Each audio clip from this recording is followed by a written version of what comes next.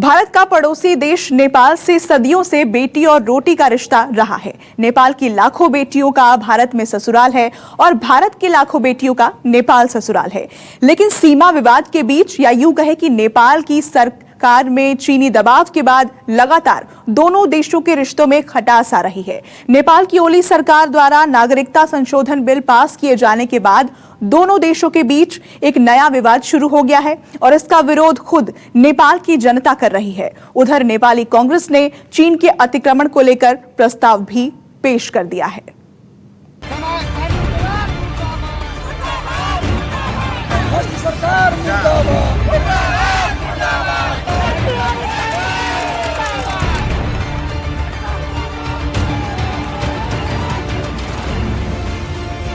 भारत के साथ रिश्तों का नक्शा बिगाड़ने वाले नेपाल के भीतर अब बगावत के सुर बुलंद होने लगे हैं।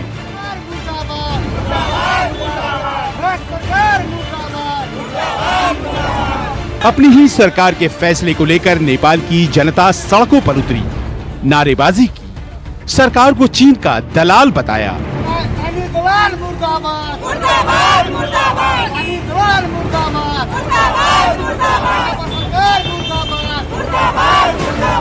सड़क पर आगजनी हुई।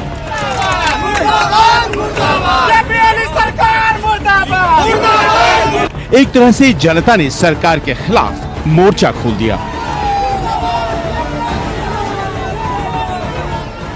ये विरोध कोली सरकार द्वारा उस नागरिकता संशोधन कानून के बाद हुआ है जिसमें कहा गया है कि भारतीय महिला जब विवाह कर नेपाल आएगी तो उसे 7 साल बाद नेपाल की नागरिकता मिलेगी।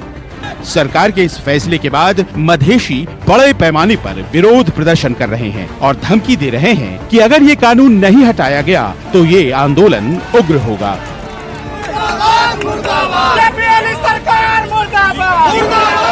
मधेसी जनताको लागि यो संस्कृति माथिको प्रहार हो।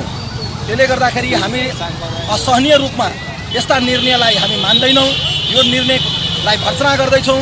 हामीले चाहिँ यो देशमा बिहा गरेर ल्याएको कुनै पनि देशका चेलीलाई बिहा गरेर ल्याइसकेपछि यो देशका नागरिक हुन्, उले यो देशमा बसेपछि यो देशको घाँस बाँस कपासको राष्ट्रिय सुरक्षा सबै राज्यले दिनुपर्ने, तर राज्यबाट चाहिँ भेल्ना भइरहेको छ। यसको कारणले गर्दाखेरि हामीले विरोध गरिरहेका छौं। एक तरफ जहां नेपाल में कोली सरकार के खिलाफ विरोध हो रहा है, वहीं दूसरी तरफ भारत के अंदर मौजूद नेपाली महिलाएं इसे कोली सरकार की बड़ी साजिश बता रही हैं। ये है नेपाल के राजशाही परिवार से ताल्लुक रखने वाली सविता सिंह नेपाली, जो हिंदी के प्रख्यात कवि गोपाल सिंह नेपाली की बेटी भी हैं। नेपाल सरकार के इस फैसले से वे काफी नाराज हैं। हमेशा से भारत का और नेपाल के बीच बेटी रोटी का रिश्ता रहा, किस तरीके से प्रभावित होगा ये? देखिए, ये तो इतना प्रभावित होगा कि व्यक्ति व्यक्ति में दुश्मनी हो जाएगी। लाखों बेटियां नेपाल की भारत में हैं और लाखों बेटियां भारत के नेपाल में हैं। ये उन लोगों के विरुद्ध एक साजिश है और ओली सरकार को कहूँगी कि या तो वो कहीं से गाइडेड हैं, ये उनकी अपनी बुद्धि नहीं है, जो इतिहास में कभी नहीं हुआ, न राजतंत्र में न प्रजातंत्र में। ऐसे कानून को लाने का क्या मकसद है? क्या उनका क्या सोच उनकी बन रही है? किसके सिखाने पर और किसके बलबूते पर वो ऐसा निर्णय ले रहे हैं, यह कोई भी नहीं मानेगा। इसका बहुत विरोध होगा। मैं भी पुरजोर विरोध करती हूँ। इस बीच मधेशी अब भी भारत के समर्थन में खड़े दिखाई पड़ रहे हैं। उनका कहना है कि नेपाल की सरकार मधेशी के सांस्कृतिक और धार्मिक रिश्तों में भारत से खोट पैदा करने की कोशिश कर रही है।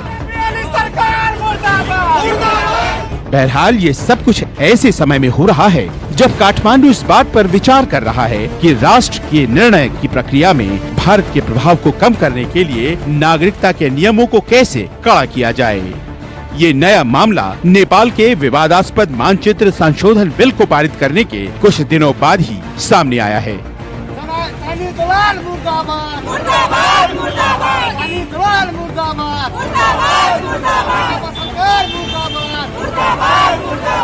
न्यूज़ 24 के लिए अमिताभ ओझा की रिपोर्ट।